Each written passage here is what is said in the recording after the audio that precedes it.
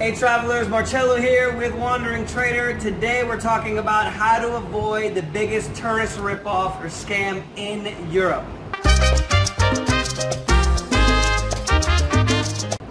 As you can see, I am in Barcelona. Want to thank the guys at OK Apartment from sponsoring me. They gave me an absolutely fantastic apartment here in Barcelona. Recommend you check them out. First thing for me is the whole credit card situation.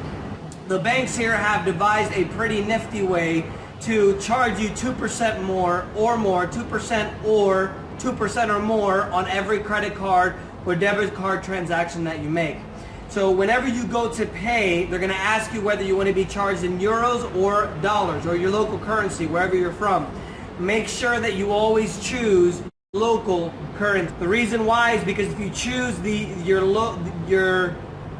local currency where you're from, so I'm from the United States, for example. If I travel to Europe and I tell them to charge me in dollars and not in euros, the credit card company here in Europe is going to charge me 2% or more to process that transaction. Whereas if you use MasterCard or Visa and you get charged in the local currency, so I'm here in Europe, I get charged in euros, not dollars, that way they won't charge me 2% on top. Visa or MasterCard will actually do the exchange according to what they say is the current exchange rate, and then obviously on top of that there's fees that the banks charge and everything. In a previous video I let you guys know it's better to actually take all the fees rather than exchanging money because it costs more to exchange money.